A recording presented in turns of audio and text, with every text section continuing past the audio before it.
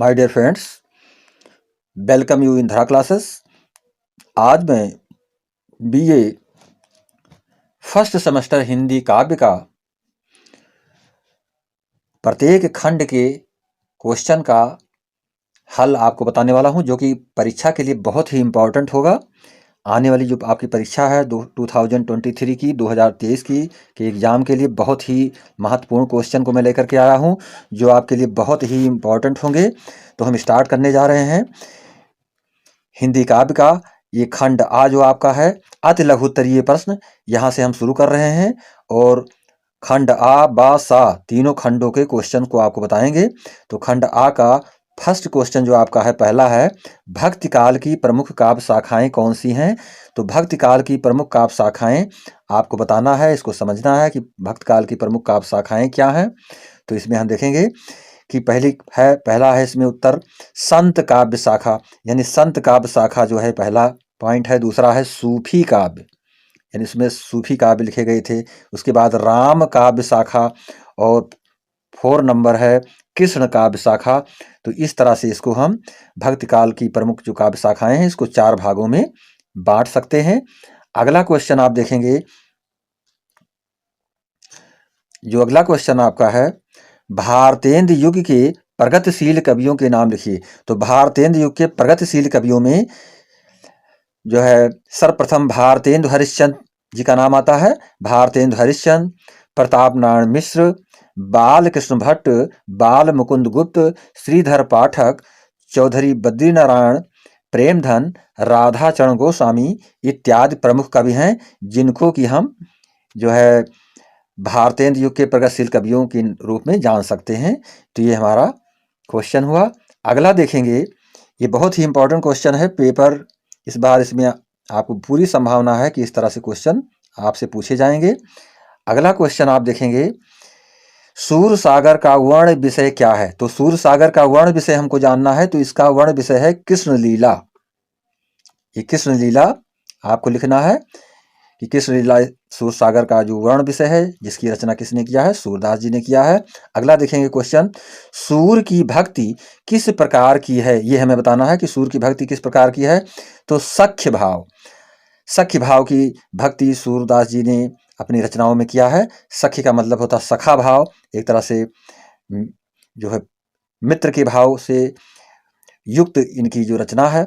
आगे देखेंगे, मुक्ति बोध का पूरा नाम क्या है। मोस्ट इंपॉर्टेंट क्वेश्चन, इसको हम समझेंगे कि मुक्ति बोध का पूरा नाम आपको बताना है। तो मुक्ति बोध का पूरा नाम है गजानन माधव मुक्ति बोध। यह पूरा नाम क्या है, गजानन माधव मुक्ति बोध। अगला क्वेश्चन है, धूमिल का पूरा नाम क्या है। तो धूमिल का पूरा नाम है सुदामा प्रसाद पांडे धूमिल। ये क्वेश्चन आपके लिए पेपर के लिए बहुत ही इंपॉर्टेंट है। जो पेपर आपका होने वाला है उसमें क्वेश्चन पूछे जाएंगे, तो इसको हम पूरी तरह से समझ लें। यानी कि धूमिल का पूरा नाम आपको बताना है, तो सुदामा प्रसाद पांडे धूमिल का नाम। अगला क्वेश्चन देखेंगे, शोध की परिभाषा को दिया है। तो जो शोध की परिभाषा है उसको दिया है आचार्य विमल मोहन वर्मा जी ने, और इन्होंने क्या लिखा है कि शोध नए तत्वों की खोज ही नहीं, उसकी तर्क सम्मत व्याख्या है। ये हमें समझना है। जो शोध होता है, रिसर्च किया जाता है, तो शोध नए तत्वों की खोज ही नहीं, उसकी तर्क सम्मत व्याख्या है। अर्थात तर्क सम्मत जो व्याख्या होती है वही शोध होता है। तो ये इस तरह से क्वेश्चन खंड आ में आपसे पूछे जाएंगे। अगला जो खंड खा बा आपका है, ये आपके लिए बहुत ही इंपॉर्टेंट होगा। तो खंड बा देखेंगे, खंड बा का आपको इसमें जो है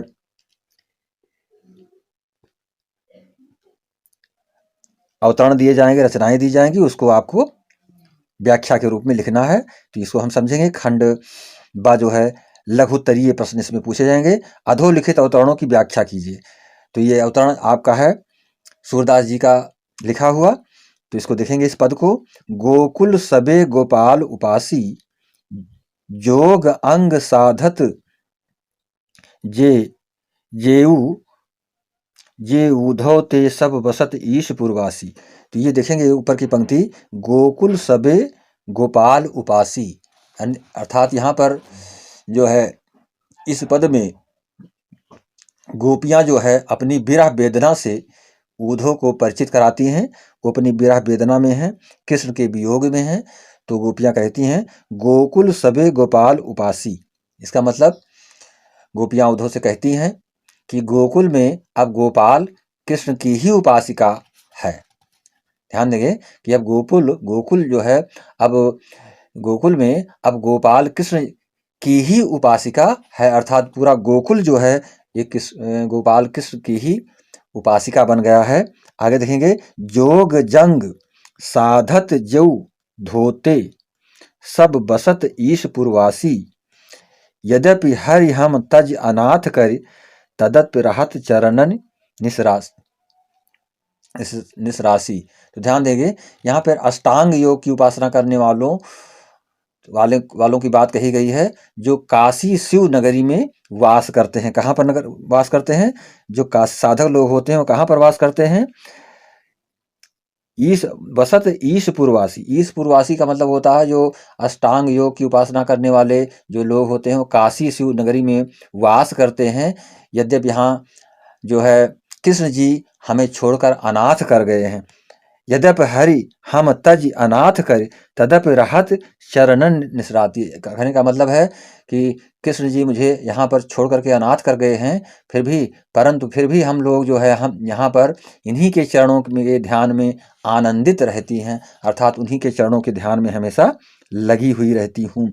अपनी शीतल ताहि न छाड़त तदप है सस राह गरासी। ध्यान दीजिए कि जैसे चंद्रमा होता है, चंद्रमा जो है कभी अपनी शीतलता को त्यागता नहीं है, छोड़ता नहीं है। तो गोपियां कहती हैं, अपनी शीतल ताहि न छाड़त तदपि है सस राहु गरासी। अब कहा, अपराध जोग लिख पठवत प्रेम भजन तज करत उदासी। ध्यान देंगे कि चंद्रमा राहु से ग्रसित होने पर भी अपनी शीतलता को नहीं छोड़ता है। तो हमारा क्या अपराध है? वो कहती हैं कि हमारा क्या अपराध है? कहा अपराध, अर्थात हमारा क्या अपराध हो गया है, हमसे क्या गलती हो गई है, क्या त्रुटियां हो गई हैं कि प्रेम का स्मरण छोड़ करके हमको विरह योगी बनने का संदेश वो लिखकर भेज रहे हैं। गोपियां इस बात को किससे कह रही हैं? उद्धव से कह रही हैं कि कह अपराध जोग लिख पठवत प्रेम भजन तज करत उदासी। अर्थात हमसे कौन सी ऐसी त्रुटि गलती हो गई, अपराध हो गया है कि जो हम प्रेम का स्मरण छोड़ करके हमको विरह योगी बनने का संदेश वो लिख करके भेज रहे हैं। किसके विषय में कह रही है? कृष्ण के विषय में कह रही है। किससे कह रही है? उद्धव से कह रही है। कौन कह रही है? गोपियां कह रही हैं। तो ये हमें ध्यान रखना है। सूरदास ऐसी को बिरहिन मांगत मुक्त तजे गुण राशि। अर्थात सूरदास जी कहते हैं कि कृष्ण की पीठ में जो पगी कौन सी ऐसी बिरहिणी, अर्थात जो कृष्ण के प्रेम में लगी हुई बिरहिणियां हैं, जो उनको छोड़कर मुक्त की याचना करें। तो ऐसा क्या हो सकता है? अर्थात कृष्ण को त्याग करके मुक्त की याचना करना हमारे लिए मूर्खता का विषय होगा। तो ये इसमें बताया गया है। ये सूरदास जी का पद है जिसमें कि गोपियों का और उद्धव का प्रसंग यहाँ पर है। जो उद्धव संदेश लेकर के श्री कृष्ण के पास से आए हुए हैं गोपियों के लिए, तो गोपियां उनसे इस बात को कह रही हैं। आगे देखेंगे, ये दूसरी जो आपकी पद रचना है ये जायसी जी की लिखी हुई रचना है। तो इसको हम देखेंगे, ये मोस्ट इम्पॉर्टेंट है, इस बार परीक्षा में पूछा जा सकता है।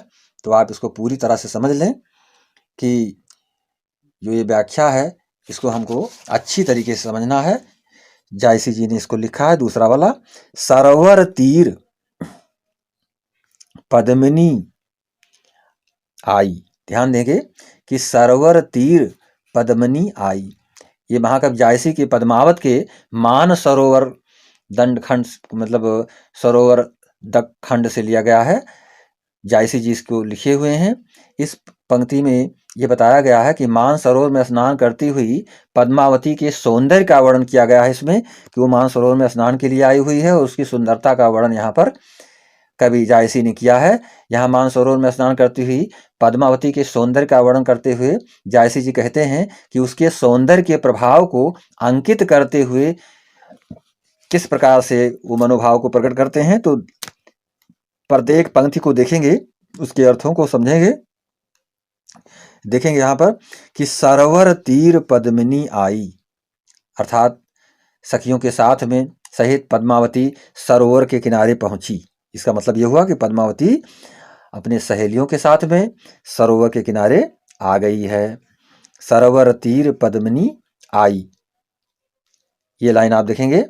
आगे देखेंगे, खोड़ छोर केस मुकुलाई, खोड़ छोर केस मुकुलाई, उसने अपने जूड़े को खोलकर केसों को बिखरा दिया है।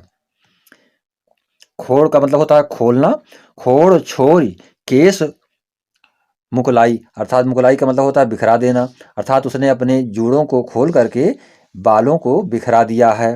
इसका मतलब ये हुआ।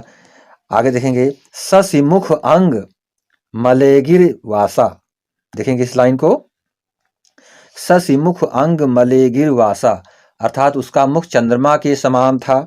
सस माने होता है चंद्रमा, मुख मीन्स उसका मुख, अर्थात ससिमुख अंग मलेगिर वासा, इसका मतलब हुआ उसका मुख जो है किसके समान है, चंद्रमा के समान था। और नागन झांप लीन चहुपासा, ध्यान देंगे, तथा उसके जो अंग प्रत्यंग से चंदन की सुगंध निकल रही थी। क्या निकल रही, नागन झांप लीन चहुपासा, अर्थात उसके अंग प्रत्यंग से जो है चंदन के समान जो है सुगंध जो है निकल रही थी। ओनई मेज बरी जगह छाहा, देखें ध्यान इस पंक्ति को, कि ओनई मेघ परी जगह छाहा सस के सर नलिनी, इस लाइन को देखेंगे,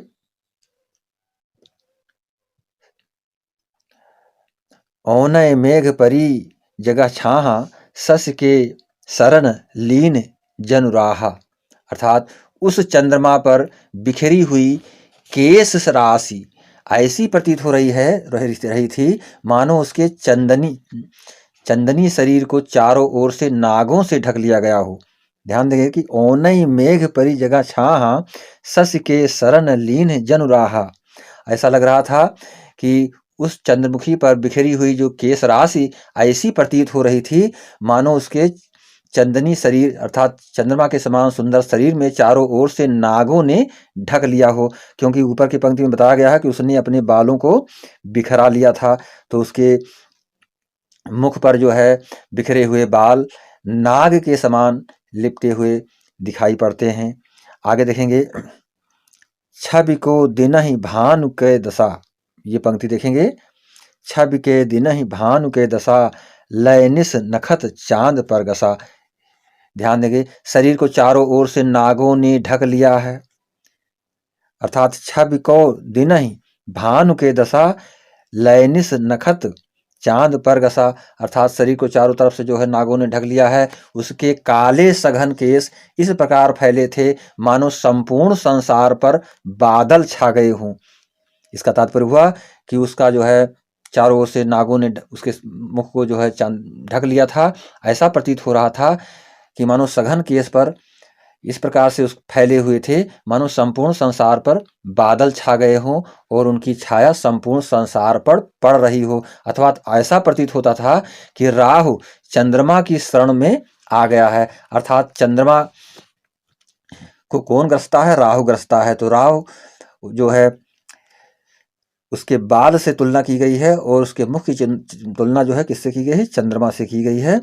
तो यहाँ पर जायसी जी ने बताने का प्रयास किया है, भूल चकोर धीणित लावा मेघ घटा मह चांद दिखावा, जिस प्रकार से चारों ओर फैली केस राशि ने उसके मुख को ढक लिया है, जिसको देखकर लगता है कि दिन में ही सूर्य छिप गया है और चंद्रमा नक्षत्रों सहित उदय हो गया है, अर्थात ऐसा लग रहा था कि दिन में ही चंद्रमा जो है छुप गया है। तो भूल चकोर दीढ़तन लावा मेघ घटा मह चांद दिखावा, इस प्रकार से लग रहा था कि जैसे दिन में ही सूर्य छिप गया हो और चंद्रमा नक्षत्रों सहित उदय हो गया हो, अर्थात पूरे नक्षत्र के साथ चंद्रमा आकाश में दिखाई पड़ रहा हो। दसन दामिनी कोकिल भाखी भौहे धनुष गगन लय राखी, अर्थात केस राशि से ढके हुए मुख को देखकर चकोर को चंद्रमा का भ्रम हो गया है। भौहें धनुष गगन ले राखी, अर्थात चकोर को किसका भ्रम हो गया है? चकोर को चंद्रमा का भ्रम हो गया और उसने जो है मुख चंद्र को टकटकी लगाकर देखने लगा है। एक तरह से जो है उसके मुख चंद्र को जो है टकटकी लगाकर चकोर देखने लगा है। आगे देखेंगे उसकी दंत, मोस्ट इंपॉर्टेंट लाइन, दसन दामिनी कोकिल भाखी, भौहें धनुष गगन लय राखी, अर्थात उसकी दंत पंक्ति बिजली के समान और उसकी बाणी कोयल के समान थी। उसकी जो भौहें हैं, देखेंगे यहाँ पर, दसन दामिनी कोकिल भाखी, भौहें धनुष गगन लय राखी, अर्थात जो उसकी भौहें ऐसी प्रतीत होती थी मानो आकाश से लेकर के इंद्रधनुष मुख पर रख लिया हो, अर्थात आकाश से उतार करके उस इंद्रधनुष को कहाँ पर रख लिया हो? मुख पर रख लिया हो। आगे देखेंगे नयन खंजन दुई केल, नयन खंजन दुई केल करे ही, कुछ मारग मधुकर रस ले ही, ऐसा लग रहा था कि उसके चंचल नेत्र दो खंजन पक्षियों की बात कीड़ा कर रहे थे। अर्थात जैसे दो नेत्र होते हैं तो दो नेत्र को दो खंजन पक्षी यहाँ पर बताया गया है कि नयन खंजन दुई के लिए करे ही और कुछ मारग मधुकर रस ले ही, ऐसा लग रहा था उसके जो है उरोज जो है उसके चंचल नेत्र दो खंजन पक्षियों की भांति कीड़ा कर रहे थे और उसके उरोज जो है नारंगी के समान थे। और आगे देखेंगे नयन खंजन दुई केल करे ही, कुछ नारंग मधुकर रस ले ही, और ऐसा लग रहा था कि भंवरे उसके रस का पान कर रहे थे। उसके कुछ का पान कौन कर रहा था? भंवरे कर रहे थे। आगे देखेंगे सुखर रूप विमोह हिये हिलोरहि, इस पंक्ति को देखेंगे,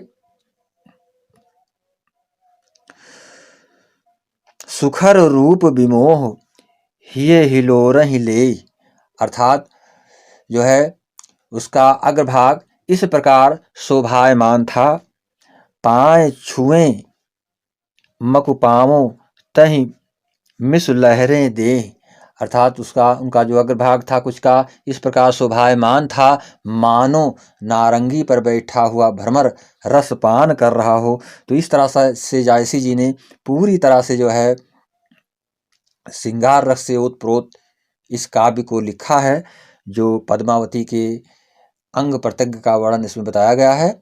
इस अनंत सौंदर्य से युक्त पद्मावती को देख करके मान सरोवर उस पर मोहित हो जाता है और उसके हृदय में आनंद के हिलोरे उठने लगते हैं। शायद उस अनिंद सुंदरी के चरणों का स्पर्श हो जाए, इसी बहाने वह हिलोरे ले रहा है।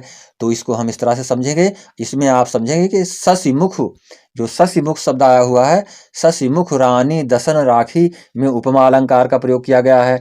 नयन खंजन लेही में रूपक अलंकार का प्रयोग किया गया है और ओनय राही में जो है प्रतीप तथा भूल चकोर चंद दिखरावा में जो है भ्रांतिमान अलंकार का प्रयोग किया गया है। तो ये सारी चीजें हमको जानना है। और दसन दामिनी केल करे ही ये हिलोर में जो है अनुप्रास अलंकार का प्रयोग किया गया है। तो इन चीजों को हमें विशेष में लिखना है, यानी विशेष जो हम लिखते हैं यानी कि संदर्भ, प्रसंग, व्याख्या और विशेष, तो उसके अंतर्गत हमको इसको लिखना होगा। और इस पद का जो है हम संदर्भ जो है लिखेंगे प्रस्तुत काव्य, हमारी पाठ्य पुस्तक जो हमारी जायसी जी की रचना है, तो इसमें जो है हम जो संदर्भ लिखेंगे उस संदर्भ को जो है इसकी रचना के नाम को देते हुए लिखेंगे। तो ये हमें विशेष ध्यान रखना है। तो जैसे उपयुक्त पद्यांश प्रेम मार्गी शाखा के प्रतिनिधित सूफी कवि मलिक मोहम्मद जायसी द्वारा विरचित पद्मावत नामक महाकाव्य के मान सरोवर खंड से लिया गया है, इस तरह से हम इसको लिखेंगे। और प्रसंग में जो आप लिखेंगे कि सिंघल द्वीप की राजकुमारी पद्मावती अपनी सहेलियों के साथ जो है उपस्थित है, उसका वर्णन इसमें किया गया है। तो ये हमारा इसका व्याख्या भाग होगा। अब हम आगे बढ़ रहे हैं। आगे देखेंगे आप, ये जो है जो खंड सा है आपका, ये खंड सा जो है दीर्घ उत्तरीय प्रश्न इसमें पूछे जाएंगे। तो खंड सा में हमको विशेष ध्यान रखना है, क्योंकि 4 क्वेश्चन होंगे, 4 में से आपको 2 के प्रश्न के उत्तर देने होंगे। तो जैसे पहला क्वेश्चन आपका है, आदिकाल की प्रमुख प्रवृत्तियों का उल्लेख कीजिए। तो आदिकाल की प्रमुख प्रवृत्तियां, इसके अंतर्गत हम वीर काव्यों की रचना, ये हम समझते हैं, वीर काव्यों की रचना पढ़ते हैं, और लौकिक एवं धार्मिक साहित्य की रचना इसमें की गई है इस काल में। और फिर तीसरा पॉइंट आपका जो होता है, ऐतिहासिक काव्यों की रचना इसमें बताया गया है। तो ये हमको ध्यान में रखते हुए इस क्वेश्चन का आंसर देना होगा। अगला क्वेश्चन जो आपका है, अगला क्वेश्चन है, भारतेंदु युगीन हिंदी साहित्य की प्रमुख प्रवृत्तियों पर प्रकाश डाली। तो भारतेंदु युग की जो है हिंदी साहित्य के अंतर्गत जो है प्रमुख प्रवृत्तियां जो इसमें बताई गई हैं, उसमें पॉइंट वाइज आपको इसको समझना है कि पहली जो है, जो पहली आपकी टाइटल है, जो पहला हेडिंग आप डालेंगे इसमें लिखने के लिए, यह है राष्ट्रीय चेतना। इसमें किसकी बात बताई गई है? राष्ट्र की बात बताई गई है, राष्ट्रीय चेतना की बात बताई गई है। और जो दूसरा पॉइंट आपका होगा वो सामाजिकता के विषय में, समाज के विषय में बताया गया है। और तीसरा जो आपका पॉइंट है, इस तीसरे में आप भक्ति भावना को लिखेंगे।